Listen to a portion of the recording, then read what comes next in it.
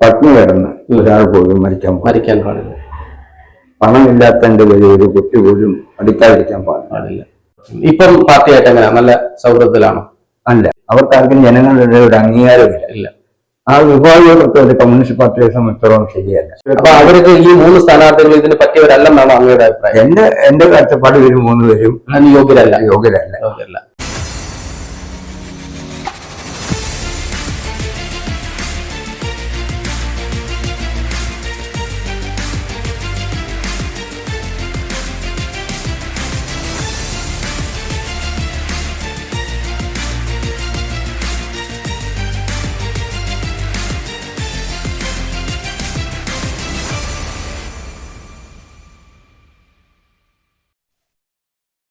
സാമൂഹിക രംഗത്ത് ഒരു വിപ്ലവകരമായ മാറ്റം കൊണ്ടുവന്ന് അത് ഒരു മാനുഷിക മൂല്യത്തിലേക്ക് തന്റെ സ്വന്തം പ്രയത്നത്തിൽ നിന്ന് അദ്ദേഹത്തിന് കിട്ടുന്ന ശമ്പളത്തിന്റെ ഒരു വിഹിതം സക്കാത്ത് കൊടുത്തുകൊണ്ട് അല്ലെങ്കിൽ ചാരിറ്റി നടത്തിക്കൊണ്ട്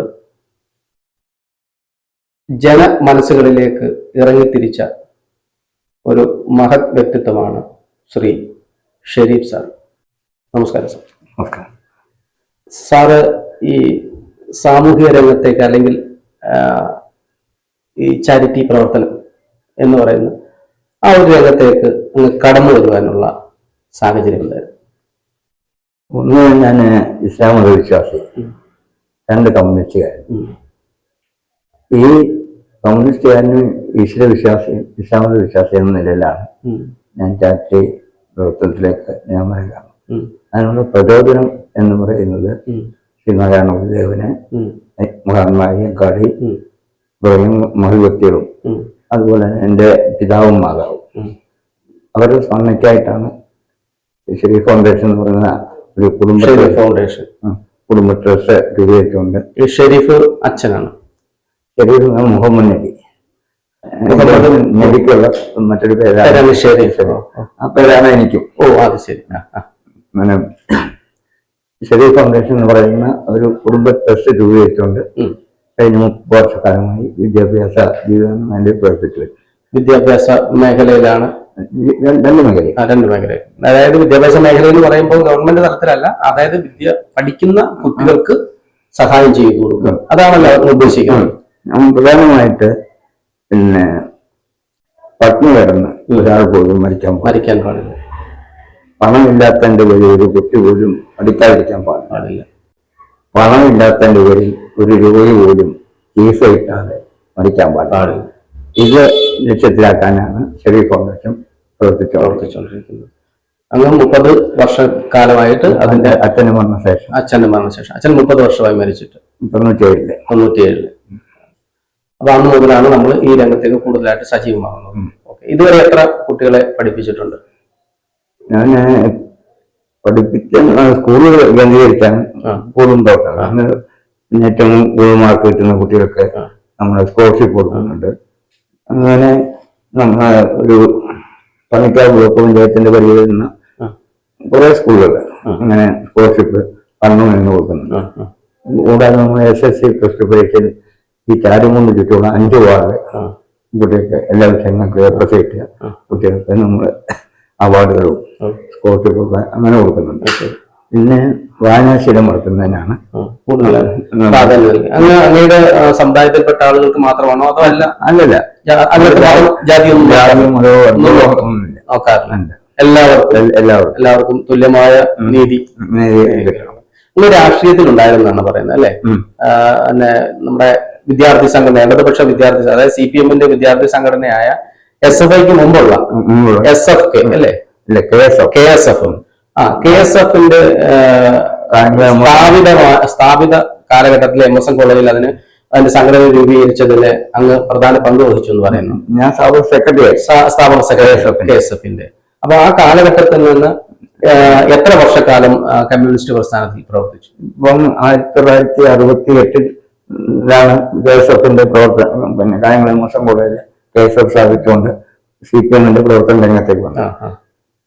അന്ന് 68 തൊട്ട് 2023 വരെ 55 വർഷത്തോളം 55 വർഷത്തോളം ഈ പാർട്ടി പ്രവർത്തിക്കണം. അല്ല, എന്തുകൊണ്ടാ? പാർട്ടിക്ക് കുഴപ്പമൊന്നുമില്ല, അല്ല ഈ വിഭാഗീയത പാർട്ടിയിൽ അതിരൂക്ഷമായ പ്രത്യേകിച്ച് ചാരുമുണ്ട ഏരിയയില്ല പാർട്ടി വലിയ വിഭാഗീയതാണ്. എന്നാൽ അർഹതപ്പെട്ടവരെ പാർട്ടിയുടെ നേതൃത്വത്തിലേക്ക് വരുന്നില്ല. അങ്ങനെ ഈ നേതാക്കന്മാരെ ഭാഗത്തുകാരും പറ്റി നോക്കുന്നവരൊക്കെയാണ് പാർട്ടിയുടെ നേതൃത്വത്തിൽ വരുന്നത്. അവർക്കാർക്കും ജനങ്ങളുടെ ഒരു അംഗീകാരമില്ല. ആ വിഭാഗീയ പ്രത്യേകിച്ച് കമ്മ്യൂണിസ്റ്റ് പാർട്ടിയെ സംബന്ധിച്ചിടത്തോളം ശരിയല്ല. ഇതിപ്പം മാവേലിക്കര നിയോജകമണ്ഡലമാണല്ലോ. മാവേലിക്കര പാർലമെന്റ് നിയോജകമണ്ഡലത്തിൽപ്പെട്ട ആളാണ്. അങ്ങ് ഈ രാഷ്ട്രീയത്തിൽ ഇപ്പൊ ഇലക്ഷൻ സമയമാണല്ലോ, അങ്ങ് ആർക്ക് വോട്ട് ചെയ്യാനാണ് ആഗ്രഹിക്കുന്നതും ജനങ്ങളോട് പറയാനുള്ളതും? ഏത് പാർട്ടിക്ക്, ഏത് മുന്നണിക്ക് വോട്ട് ചെയ്യണം എന്നാണ് പറയാനുള്ളത്? പാർട്ടിയിലും തെരഞ്ഞെടുപ്പിലും സാമൂഹിക നീതി നടപ്പാക്കുന്ന വാക്കുകൾ പറഞ്ഞ പോലെ പ്രവൃത്തി കൊണ്ട് കാണിച്ചു തരുന്ന രാഷ്ട്രീയ പാർട്ടിയുടെ സ്ഥാനാർത്ഥിക്ക് വോട്ട് ചെയ്യും. അതാണ് എനിക്ക് ജനങ്ങളോടും പറയാനുള്ളത്.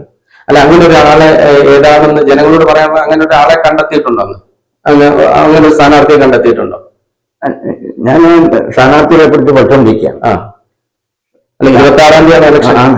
അല്ല, പിന്നെ ഇപ്പം പ്രധാനമായിട്ട് LDF-ന്റെ സ്ഥാനാർത്ഥി, പിന്നെ UDF-ന്റെ സ്ഥാനാർത്ഥി, പിന്നെ NDA-യുടെ സ്ഥാനാർത്ഥി, ഈ 3 പേരെ കുറിച്ച് പിന്നെ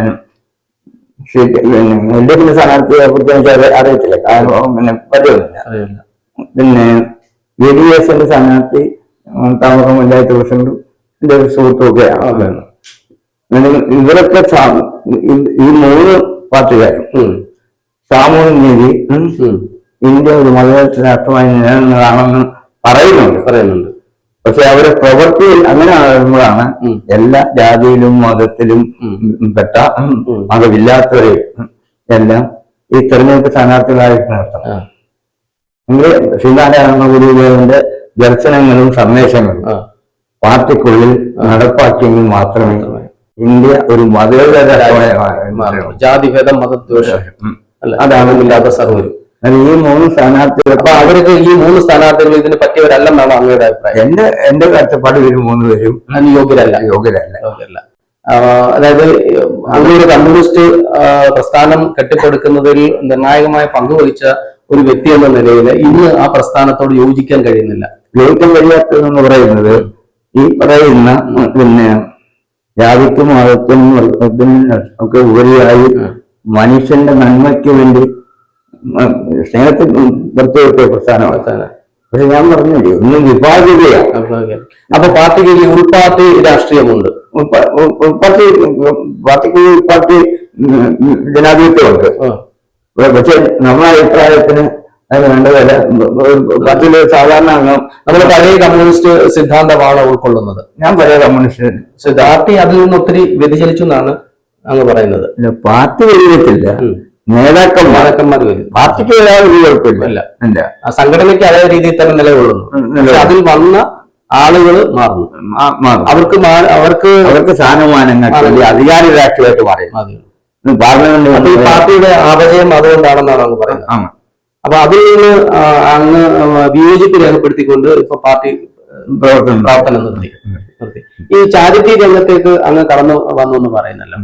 അപ്പൊ എന്താണ് അങ്ങയുടെ ഈ ഇതിൽ നിന്ന് അങ്ങേക്കൊരു ഫ്യൂച്ചർ ഉണ്ടാക്കണമല്ലോ, ഒരു ഭാവിയിലേക്ക് എന്താണ് ഒരു പ്രവർത്തനം ഏത് തരത്തിൽ ഏകോപിപ്പിക്കാനാണ് അങ്ങ് ശ്രമിക്കുന്നത്?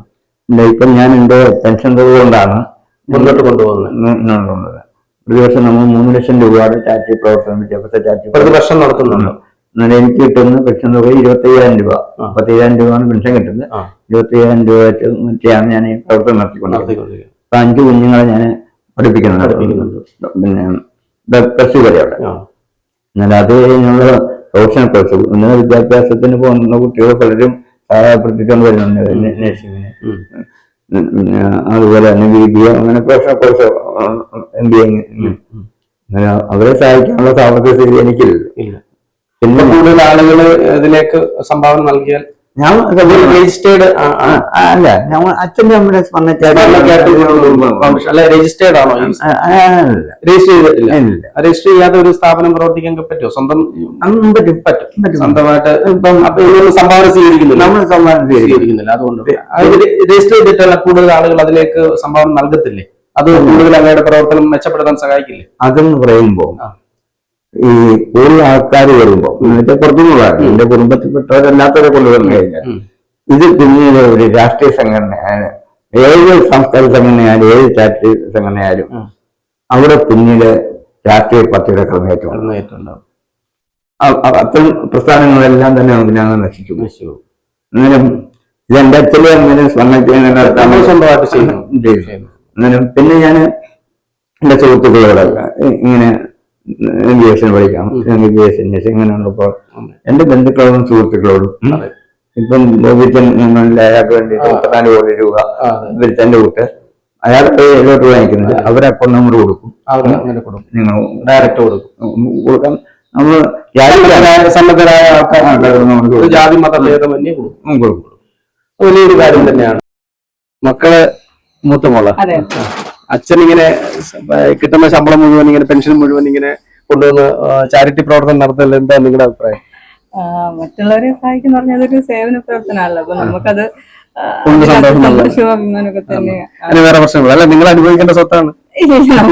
നമുക്ക് ആവശ്യമുള്ള എല്ലാ കാര്യങ്ങളും ചെയ്തതിനു ശേഷം പുള്ളിയുടെ പെൻഷനായതിനു ശേഷം ശരി, നമ്മുടെ കാര്യങ്ങളെല്ലാം എതിർപ്പൊന്നുമില്ല. നമുക്ക് അതൊക്കെ നല്ല കാര്യമില്ല. നിങ്ങൾ രണ്ടുപേരും? ഞാൻ തിരുവനന്തപുരം, മംഗലാപുരത്ത്. ജോലിയുണ്ടോ? ഹസ്ബൻഡ് അവിടെ ബിസിനസ് ചെയ്യണം. ശരി, ഓക്കെ, സന്തോഷം. മക്കളൊക്കെ എന്ത് ചെയ്യുന്നു? മക്കൾ 3 പേര് അഞ്ചനും ബിരുദധാരികളാണ്.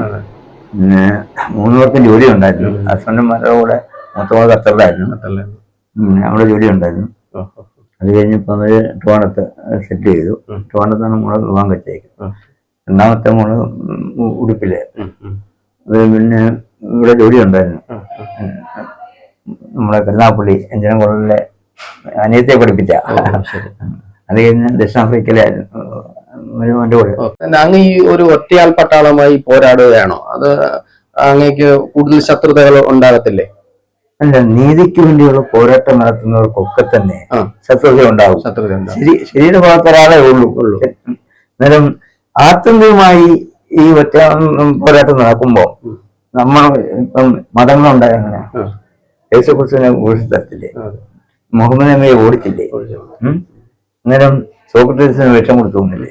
നീതിക്ക് വേണ്ടി ന്യായത്തിനും സത്യത്തിനും വേണ്ടി പോരാടുമ്പോൾ ആദ്യമൊക്കെ അവർക്ക് ഒരുപാട് ശത്രുക്കളുണ്ട്. പിന്നീട് അവർ വഴിയിലോട്ട് വരും. ചരിത്രം അതാണ്.